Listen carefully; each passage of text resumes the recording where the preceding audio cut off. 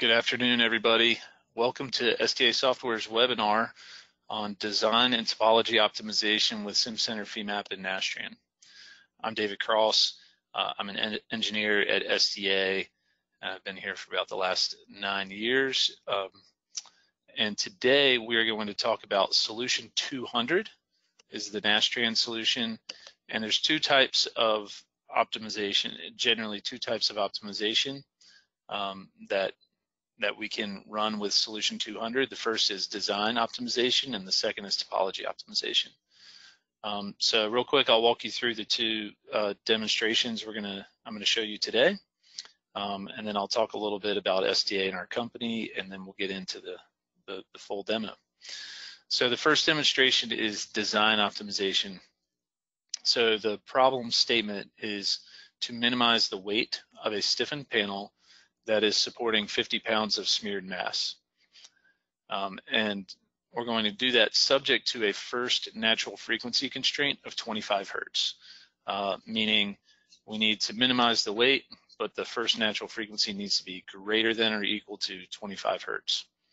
And our design variables are going to be the plate thickness of the main panel skin. And then you can see we have these stiffener elements running along the length of the panel. And so other design variables are going to be the upper and lower wall thickness and the side wall thickness.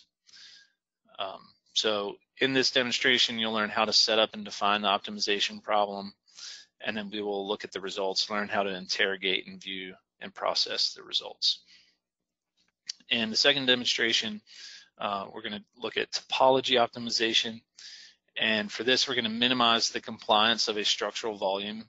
It's a 2D problem in this example, and it has a mechanical load applied to it. And so we're going to minimize the compliance subject to a volume constraint, a specific volume constraint. So again, we'll learn the basic setup and definition for this analysis and how to interrogate the results. And with topology optimization, it's important, at least in how we set this problem up, to understand the sensitivity of the solution to the specific volume constraint that we apply. So we'll get started in a minute, but before we dive right in, just a few words on STA. We are an aerospace and mechanical engineering firm. We have 23 engineers on staff right now, and all our analysis engineers are experts in Femap and use Femap and Nastran every single day. And we use some other tools as well, of course. And then we do a wide variety of projects in the aerospace industry. So we work in both space and aircraft. You can see the Orion heat shield, composite crew module, Lockheed Orion crew module, Blue Origin, Sierra Nevada. For our aircraft, we've worked with Piper, the Airbus Vahana VTOL, Spaceship Company on White Knight 2, and Boom Supersonic. We do quite a few UAVs and UAV work. And then we do things that are a little out of the aviation and space field, and larger structures like dredges. So quite a variety at STA. And like I said, most of our structural analysis and engineering work is being done in Femap and Nastran on a daily basis. We are also a Siemens value-added reseller, meaning we both sell many of the software packages you see listed here, and we offer training. In particular, we offer an introduction of Femap with NX Nastran course, and some training on some more advanced topics with Femap and Nastran, as well as FiberSim. And we offer expert support for these software tools. Again, I'm David Cross. I'm over here. So my contact information is shown here. You can, after the webinar, and I'll say this again at the end, but afterwards, if there are follow-up questions that don't get answered today, definitely feel free to contact me. And our Director of Sales at STA Software is Keith Brennan. So with that, let's get right into our demonstration. Our first example here is the stiffened panel. And so let me just walk you through the model setup first, so you can understand the definition, and then we'll get into the optimization. So you can see I have shell elements representing the main plate of this panel, and then the left and right edges of the panel are pinned, have pinned constraints. So the panel thickness right now is just 50 thousandths for the initial design. And then you'll also notice that I have non-structural mass smeared on this property, and that's how the 50 pounds of non-structural mass is being represented in the model. So it's being smeared over those plate elements. So we've got 50 pounds on this panel, which will factor into the modal analysis. And then these stiffeners are represented with beam elements running along the length. And you can see I have three different properties. So they're symmetric, kind of left and right there, or plus Y, minus Y. So we have three stiffeners, which when we run the optimization, we'll be able to size to different thicknesses. So to take a quick look at the stiffener definition, we just did a square cross section for the purposes of this example, and the height and width are both 3/4 of an inch, and then the wall thicknesses are 60 thousandths. So I'm going to press this show cross section diagram here. So when we do our optimization problem, we're going to have to tell Nastran which variables on our property cards to treat as design variables. So which ones is Nastran allowed to vary? And so we need to understand dim 1, dim 2, dim 3, dim 4, which dimensions of our cross section those are. So dim 1 is the width, dim 2 is the height, dimension 3 is the upper and lower wall thickness, and dimension 4 is the side wall thickness. Okay. And then when we get into the problem definition, we'll have to reference back to these dimensions when we're setting it up. So all three stiffeners are initialized at these same dimensions, but we're going to let them be optimized to different thicknesses or be sized independently. So that's the setup of our stiffened plate. And you can see I've already run our modal analysis. And so if we look at our first mode, we can see, and I'll animate it, and hopefully that comes across well. So it's just an out of plane bending mode, which makes sense. And it's at 18 Hertz, just over 18 Hertz. And the problem statement for this optimization problem is a constraint of 25 Hertz. So we have to make this panel stiffer, right? It's going to have to add material and get stiffer in order to satisfy that constraint. And so what's the most efficient way to do it? Is it just to add thickness to the main plate? Is it to add thickness to the stiffeners uniformly, add stiffness to the outboard stiffeners or the inboard stiffeners? Like, is there a bias there? Now, obviously, with our engineering judgment, we can know and understand that to stiffen this first bending mode, the most efficient way to do that is to have taller stiffeners, right?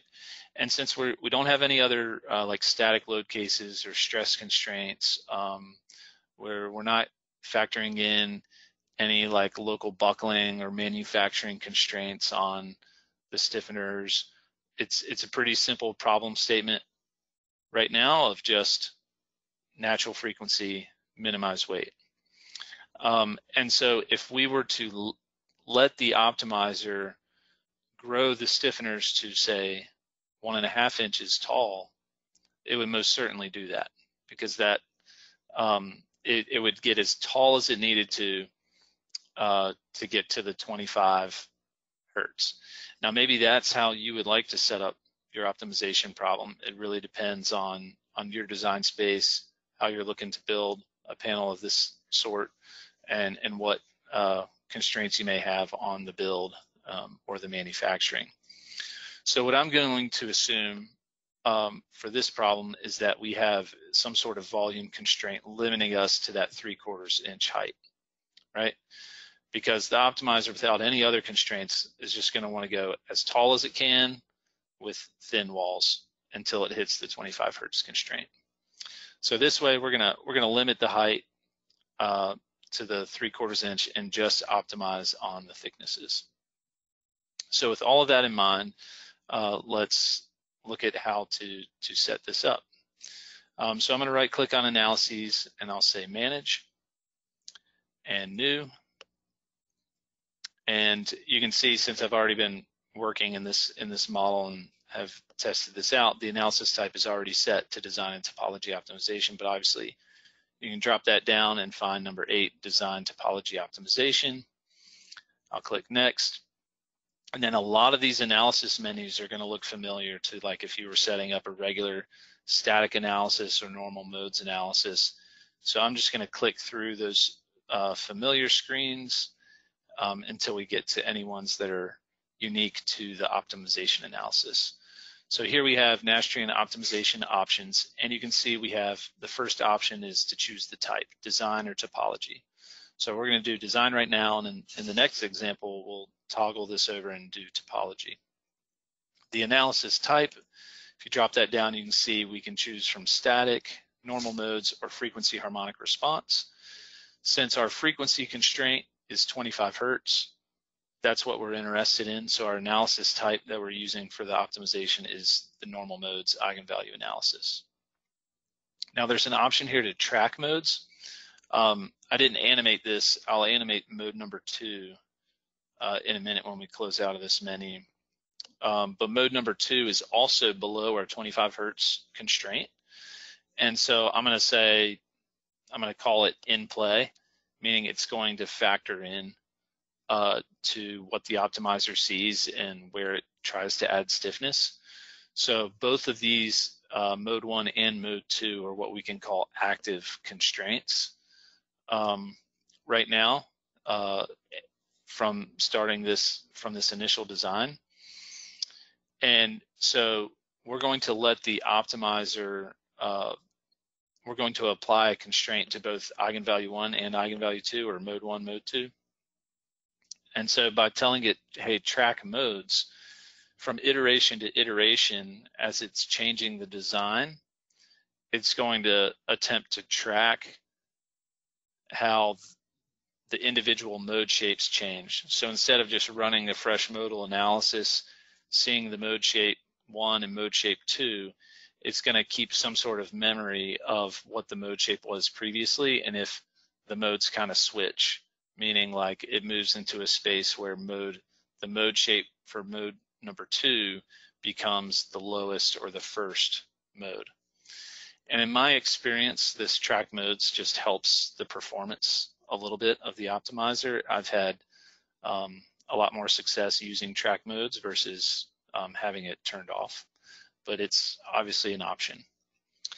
Now the design objective, or what Femap is calling the goal, but traditionally you'll hear it called design objective, is to minimize the weight. So we're going to choose weight and minimize. Number of iterations or cycles, I'll leave that at 25. The output interval you can control if you want to see output every iteration or the first and last iteration. And so we'll look at all the output in the end. There's really a lot of output files that you get, and there's a lot of ways to look at what happened and what the optimizer did. So we'll leave that alone. And then we need to define our optimization variables. So I'm going to click select optimization variables, and I get a secondary menu. Right now I have no variables listed, so I need to create some. And I can do that using the button down here. It's called new. And I get another menu. And so every time you create a design variable, you can give it a title, right? We can call it panel thickness, or maybe we would call it like skin thickness or something. And then the type is either going to be a design variable related to the property definition, material definition, or element definition. So we're going to only look at property today. And then the property that for this first variable is property 1 is our plate property. And then in the drop-down menu, you get a whole list of property, I guess, parameters associated with the property you have selected. And so then those become options for what you want your design variable to be. And in this case, for a plate property, all we have available to us is the thickness. And we'll see a longer menu of options when we go to the stiffeners, the beam elements. So I'll choose thickness, and then we set a range for the design space, what the optimizer can do. And let's just set the range from 30 thousandths up to 1/8 of an inch. And then I'm going to select more. And now while I'm on more, if I drop down the property, you can see I've had stiffener 2, 3, and 4. And I want to treat them all the same in terms of the allowable thicknesses.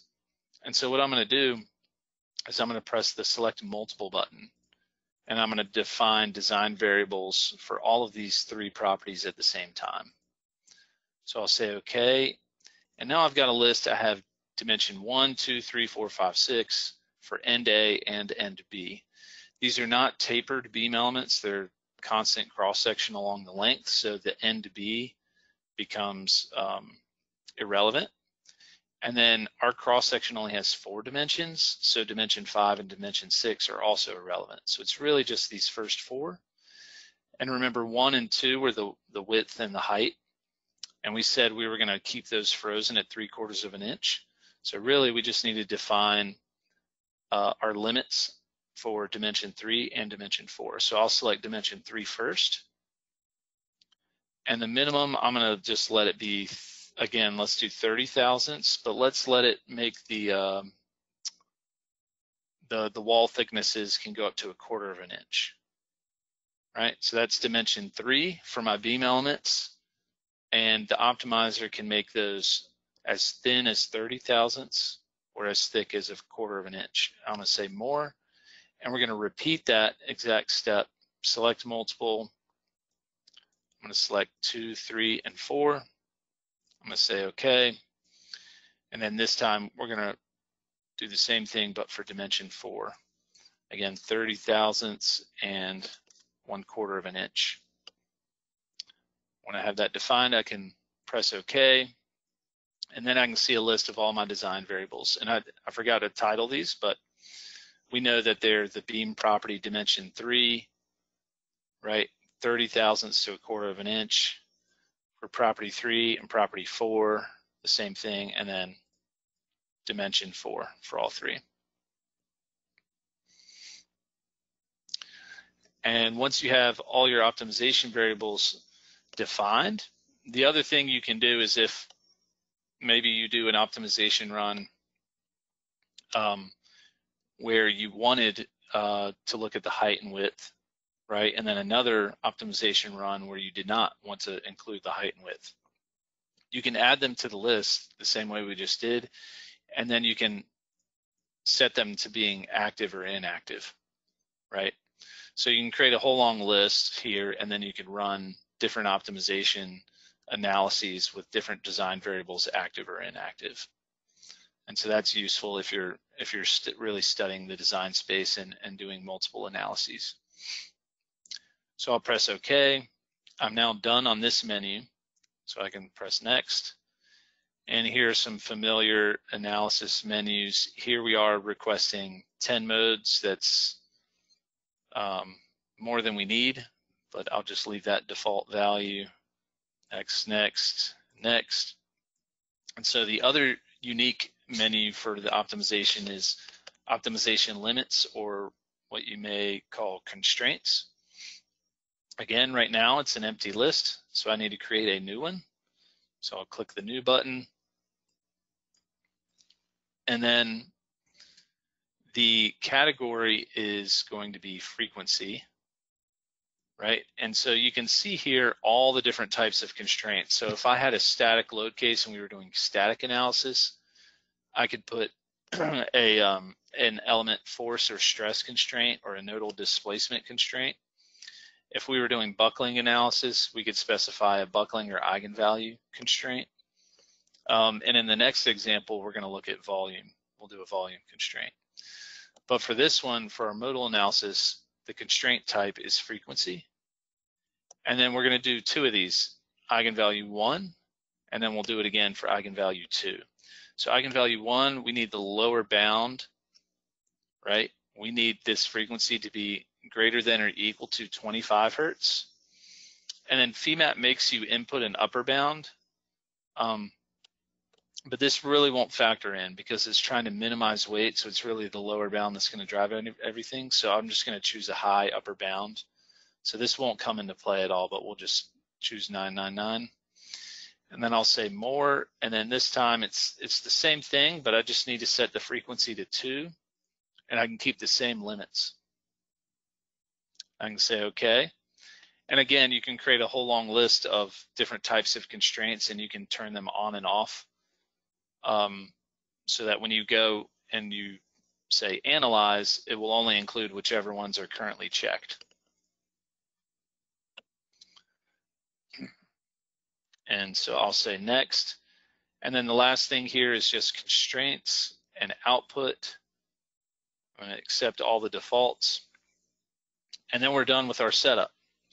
So at this point, I'll save the model, and then I will run the analysis.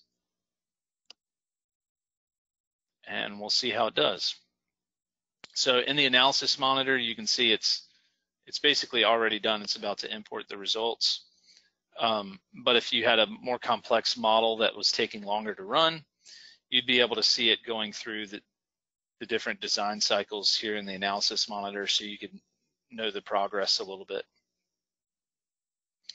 So I can close that. The first thing I'm going to point out that there's a couple different places we can look at the output. So, excuse me, just going one at a time. The first place is when it imports the results files, it loads in some functions. So in model info, if you drop down functions, the first one is your design objective. In this example, our design objective was the weight. Now this weight, the units for this weight are in slinches. So this 0.138 is maybe around 54 pounds or so. And you can see, since we were our initial design was only at 18 hertz, it has to add weight, right, until it gets up to about 25 hertz. And so I'm guessing somewhere around here, it got close to or above 25 hertz. And then it starts to say, hey, is there a more efficient way to be here and satisfy this 25 hertz constraint? And can I take a little weight out? And it manages to take a little bit of weight out until it goes flat and it's not seeing any more improvement. And so this is what you would want to see. This indicates to me so far that this was a successful run and that it converged successfully. And it only took 14 iterations, and we were allowing it to go as many as 25. So the next function we can look at is the maximum value of constraint. And here, what this at iteration 0, the initial design, this 0.28 value, what that indicates is that our 18 hertz was violating our 25 hertz constraint by about 28%. So a positive value is a constraint violation. And then with each iteration, it's improving until it gets below 0. And so at this point, it's basically at 24.9, or sorry, 25.1 hertz, I believe. Excuse me. And then it's able to maintain this 25 hertz the rest of the way while reducing the weight a little bit until it finally converges. And so we'll look specifically at the convergence and the frequency values in a second. I'll show you where to look for those. And then you have the design variables. So if I highlight all these and select show in charting, what we can see is that design variable 1 is this green curve, and it goes up in thickness from the initial 50 thousandths. It goes up and then it hits 1/8 of an inch, and that was the maximum thickness we allowed. And so I find that pretty interesting that it, I guess since we weren't allowing it to make the stiffeners any taller, it found it pretty efficient to add the thickness to the skin plate, and so it hits the maximum thickness and stays there the rest of the way. Then all of the wall thicknesses go up uniformly together until iteration 5 and 6, and then we get a little bit of a divergence, and it realizes at this point these 3 upper curves are dimension 4. Those are the upper and lower wall thicknesses. So the top and bottom wall thicknesses got pretty thick. They didn't hit the maximum of 1/4 of an inch, but they're on up there, pretty close. And then the others are down around 60 thousandths to about 80 thousandths, the sidewall thicknesses. So in the results files, if you go to your output files, you're going to see a few unique files. And the first one is this solution 200 CSV. And so I'm going to open that up. And here you can see an entire history and summary of the optimization. So you can see cycle iterations 1 through 14. And the first column is the design objective. So that's our weight. And you can see our weight going up, up, up, up, up until it can try and incrementally make it a little bit smaller in these last few iterations. And then column E, this is our frequency. So you can see it starts at 18 hertz. Maybe if I zoom in, 18 hertz, 19.4 hertz, 20.7 hertz, 22 hertz, 23.3, till it gets to 25.1, and then the rest of the way it's either 25.1 or 24.9.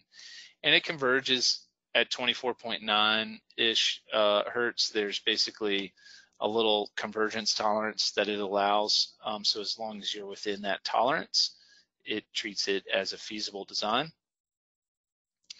And then down below is a summary, design variables 1 through 7.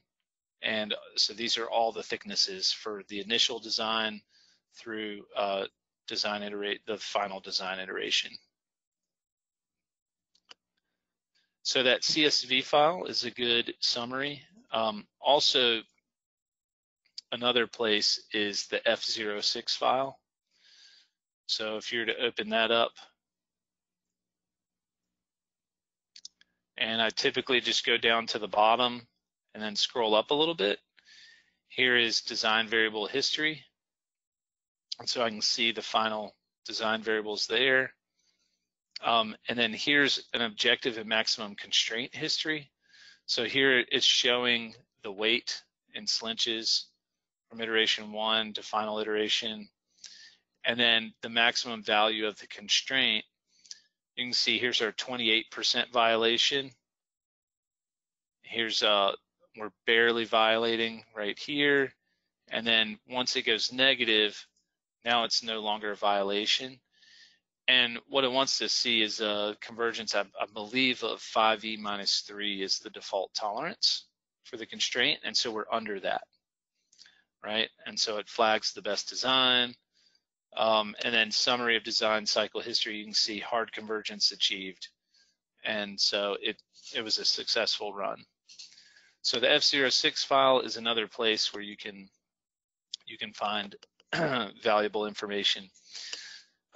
And then at this point, when it imported the results, all we got into Femap are these functions. And then we had the CSV file and the F06 file. And there's one more file called a punch file. And that punch file, we can import it into Femap.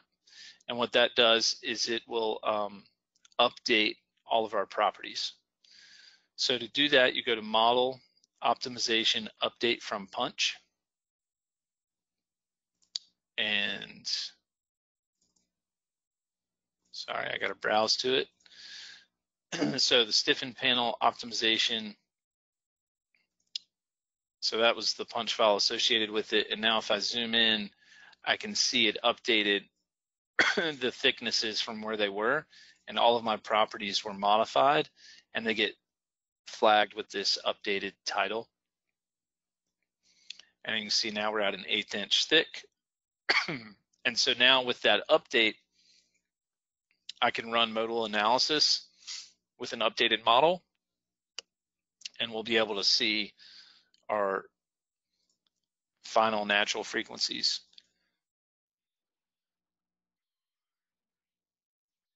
So here's 25 hertz. So we hit our constraint right on the mark. And mode 2 is actually went all the way up to 39 hertz. So it didn't come into play after all. And so that is solution 200. And a few other comments on solution 200 design optimization before the next example. I'll say that it's a very useful tool for these preliminary or conceptual type studies where you want to explore the design space. And so if you give it some preliminary thought, you can say, how do I want to set this up so that it's well suited to be studied with solution 200?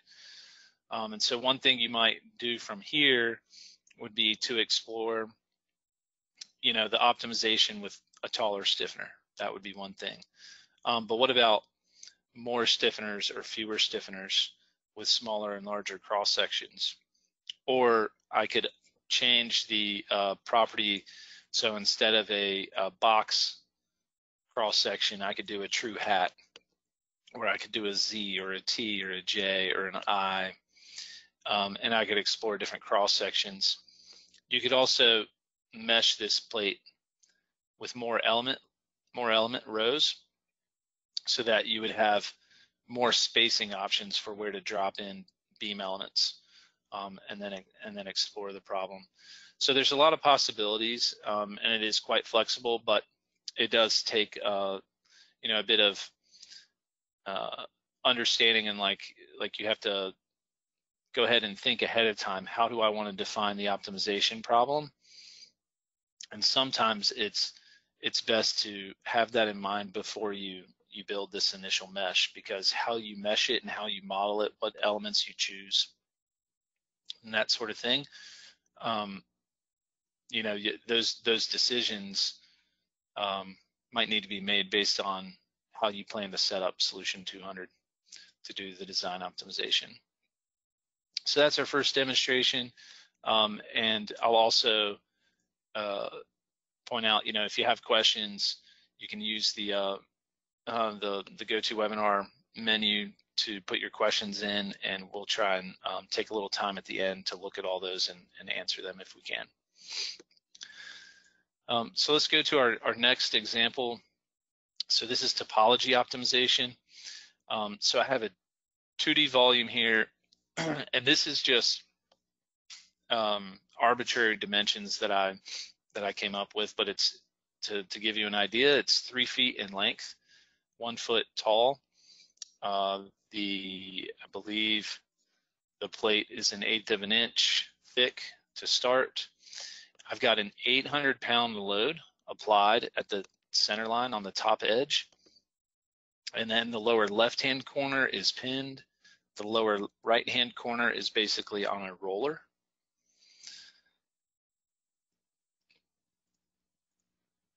And if we look at the initial stress field, right, we can see the initial stresses. And so what are we going to do? The topology optimization, you've maybe seen this before, either online or in animations or other software packages or textbooks. But the topology optimization, this is a very kind of like textbook type problem in 2D here, where we start with a full structural volume here, and we tell the optimizer, hey, minimize compliance. So in other words, make it as stiff as possible, but you're only allowed to use this much volume, some percentage of the initial volume. And so the optimizer basically has a way of scaling the density and the stiffness of the elements to basically make them more or less active.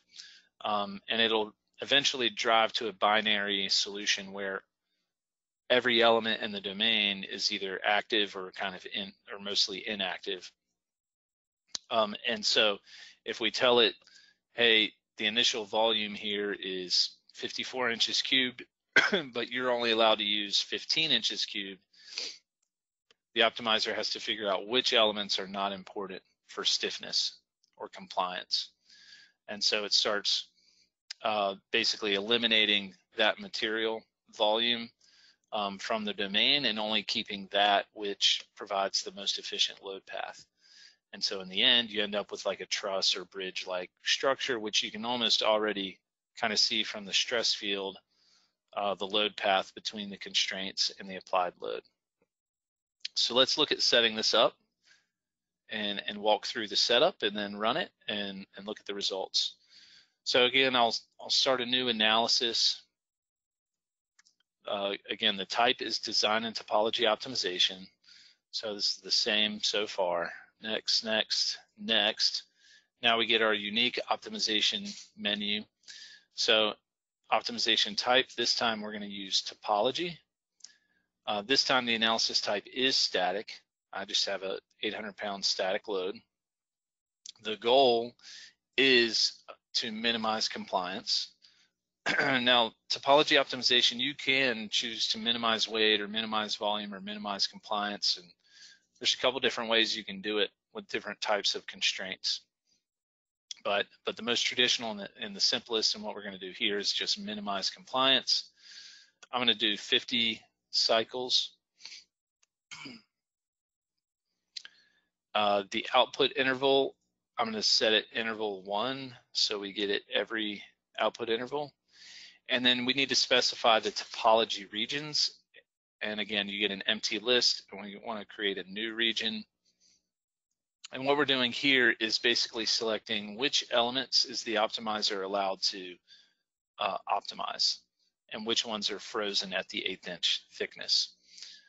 So I'm going to select elements, and what I'm going to do is I'm going to select all, but then I'm just going to remove a block of elements around our constraints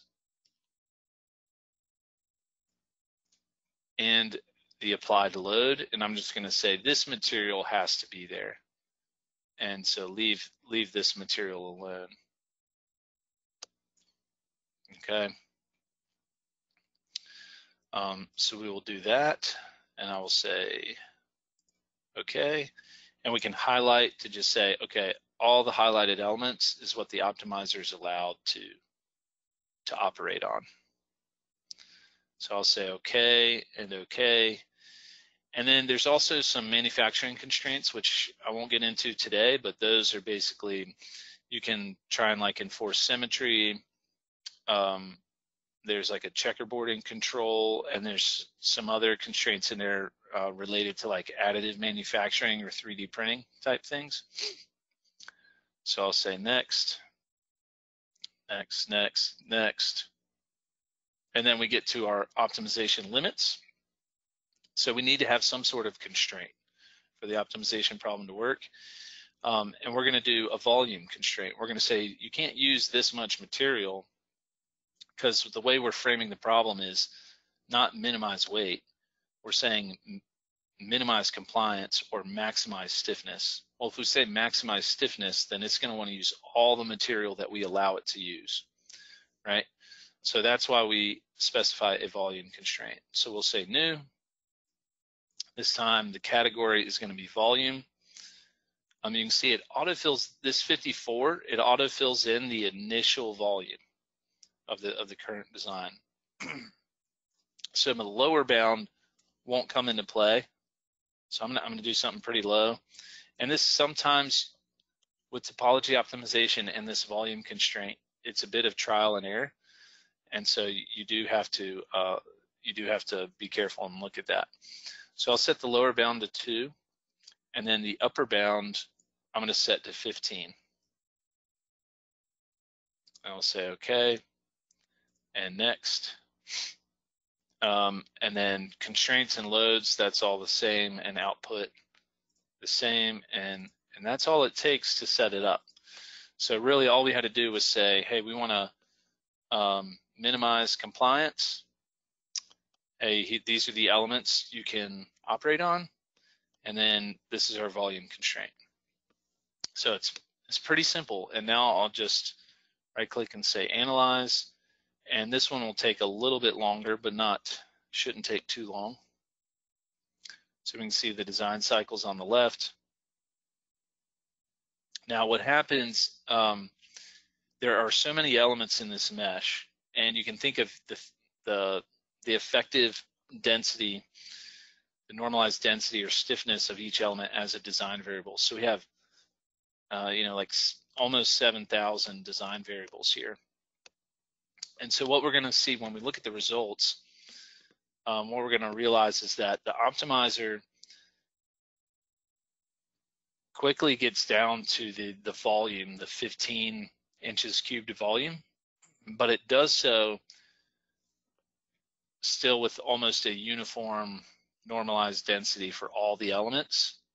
And then from there, it says, okay, these are the most effective elements, and these are ineffective. So then I'm going to start to get rid of these elements and keep these. And that's when so then it kind of stays right at that 15 inches cubed, and it trades material from ineffective or inefficient regions to more effective regions. And so it'll typically use every design cycle that you allow it. So see, it went all the way to 50, and we said maximum cycles 50. Because it's looking for just incremental changes and incremental improvements. So with this simple of a problem, where we just have a static load, minimize compliance, here's a volume constraint. If you do 25 cycles, you're going to get a different answer than if you do 50 or 100. And that's just the nature of this particular problem and how we set it up. Okay, so it's done, and if I close that, if we just look at we can just jump to the final results. And so these are the stress results, and so this is the shape that it found. And then obviously it's quite interesting to see how it got there. So if I right click and say animate study, whoops, well, I'll just cycle through because that, I just need to set the displacement to actual. There we go. Now if I animate through, you can see how it starts very blurred and blended because it hasn't defined the load paths quite yet. But it forms the bottom and the main members, and then it looks at what do these intermediate members do for me.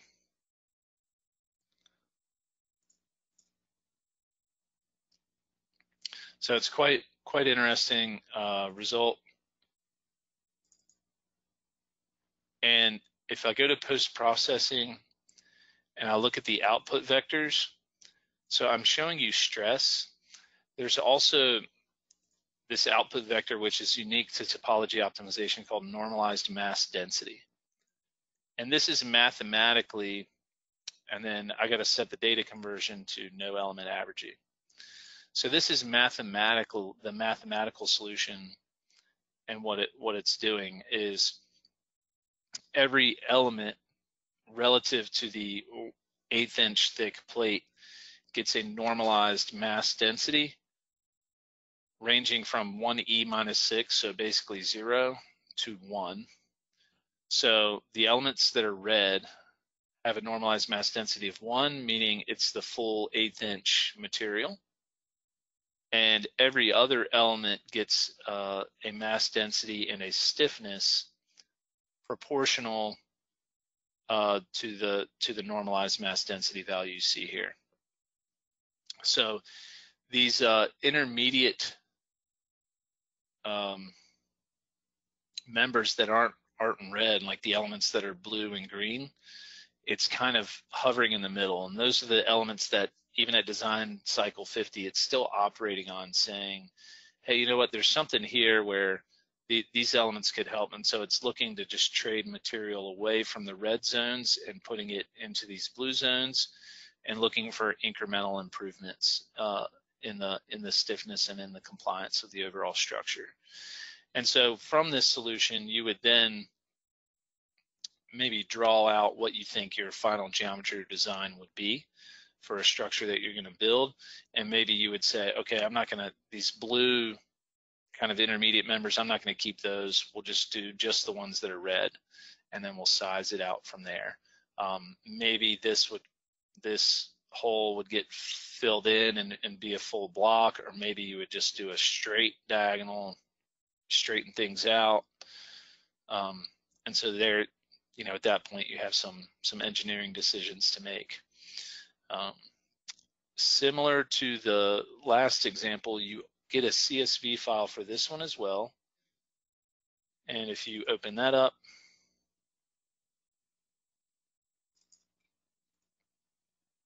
you get every design cycle. Again, column B is the compliance looking to be minimized. So you can see the compliance is going down, down, down, down, down with every iteration. So it is getting stiffer, stiffer, stiffer, stiffer with every iteration. And here you can see the volume starts at 54. The solution 200 doesn't let the design variables move by more than, I can't remember what the default is, like 10 or 20% at a time. So it could only drop the normalized mass density of the elements so much. And same on the previous example with our thicknesses, it can only increase thicknesses by so much each iteration. So those initial ones, it's just taking the full step that the optimizer will let it in the direction of an optimal solution until it gets to the volume, the 15 inches cubed volume, and then it's staying at 15 inches cubed the rest of the way and just trading that material away from the ineffective zones and into the more effective zones. So again, that CSV file is useful. And you know, the normalized mass density gives you a feel for where some of these intermediate elements are that are kind of like, you know, it's not the full normalized mass density, but it's not zero either. It's kind of that in-between range. And then if you look at the stress plot, the stress plot is, you get more of that binary feel in the stress plot of the full and actual shape. And so that's topology optimization. It looks like we have a few questions, so I'll take a second to read those, see if I can answer those. If you have questions, definitely send them in. I'll also put my contact information up here while I'm reviewing the questions.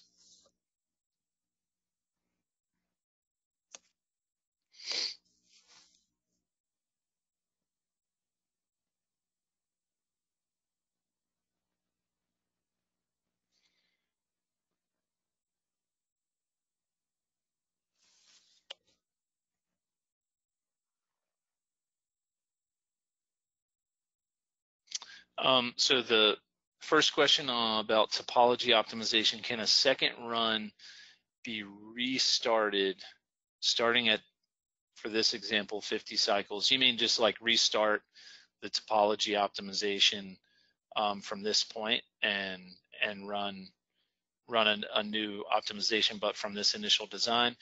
I think there probably is a way to do that. If you manage edit next, typically restarts are controlled here. So I think it'll work. You just have to say, when you do the first analysis, you would have to say save databases for restart. and then it gives you the restart file, and then the next time through you say restart from previous analysis, and then you point to that file that was saved from the first one. And I think it'll pick up where it left off. So I believe that is the case.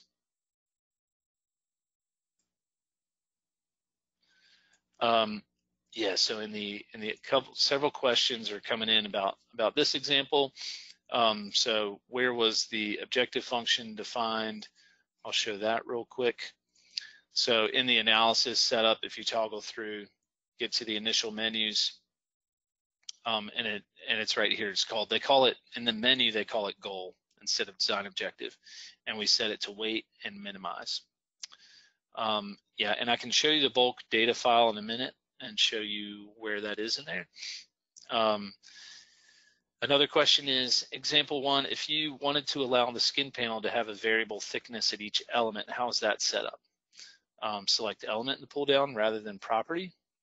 So what they're referring to is instead of the, that would have been back here, optimization variables, instead of the whole skin plate property having full thickness, what if every element have a thickness? You know, I haven't done that. I've always split up thickness zones by property, but let's see.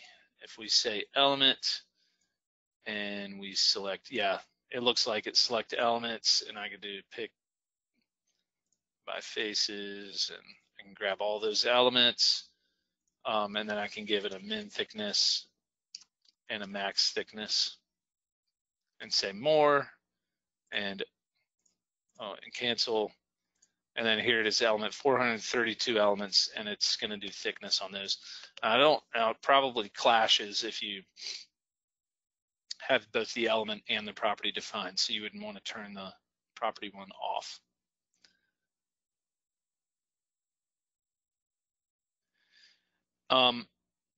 Someone else is asking for design, and this is a good question. In this example,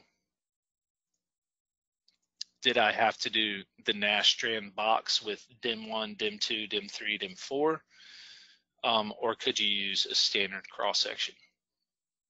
So if you use, let's just watch what happens if I do standard and 060. All right, so that was property 2. And so if I go in and I try and define my design variables for property 2, let's go property 2, right? What I have available to me are not the, because at the end of the day, Nastran has to take these inputs and edit them. And so when you use a standard cross-section for beam elements, what Nastran sees is just the cross-sectional area, moments of inertias, etc. It's when you use the Nastran sections that it actually sees the dimensions. So you can still use solution 200 with the standard cross-section, but instead of the cross-section dimensions being your variables, now it's just the area, cross-sectional area, moments of inertia, torsional constant, things like that. And some cases, some problems, that's very useful. It just depends on the application and the specific problem. But yeah, good question there.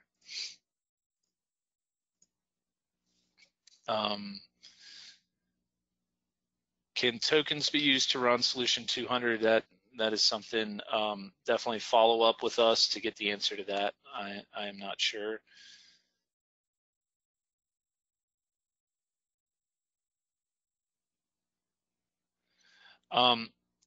Another question is, in the design optimization, it looked like it stopped right when the 25 Hertz criteria was met. Is there a way to tell it to continue or do better, or just pick a number? No, it actually did continue, right? So what happened is, if I look at the constraint value, oops, let me show that in charting.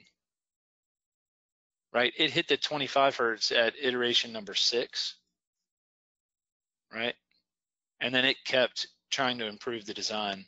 And so if I plot these two together, right, you can see the blue curve is the constraint. It hit 25 Hertz at iteration 6, and then it tries to improve the weight every iteration after that until it couldn't go any further.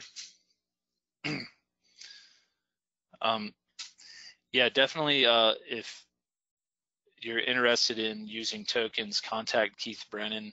He says, yes, you can use tokens, so reach out to him. This is another good question. Is there, where did it go? Can a combination of modal and static optimization be done? I believe it can. I feel like I've done it in the past, but I think it takes a little bit of manually editing the run deck. You can't just do it fully using the Femap menus. You have to edit the run deck a bit manually, I believe.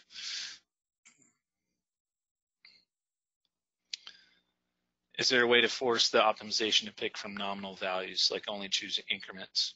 Yeah, so now some of the questions are getting a bit more specific. And so at this point, what I'll do is point you to the quick reference guide. You can definitely contact me and I can try and help you. But in the quick reference guide, you can go to the, the bulk data dopt parameters, dopt PRM, design optimization parameters. And it lists all the different convergence criteria, different settings for the optimization algorithm.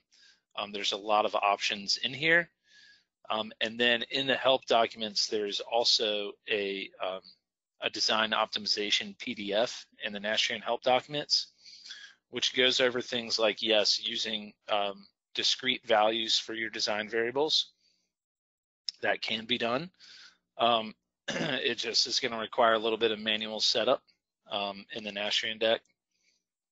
You can also do things like linking variables or linking model parameters. There's a number of things you can do. So definitely look at the documentation and then reach out if you have further questions. Well, thank you so much for attending today's webinar and all the insightful questions. We definitely appreciate your attendance. I'm going to throw the contact information back up. Definitely, if you have technical questions about Solution 200, you can email me, david@structures.aero. If you have software-related sales questions, definitely reach out and contact Keith Brennan. And thank you again for your attendance today and participation. We appreciate it.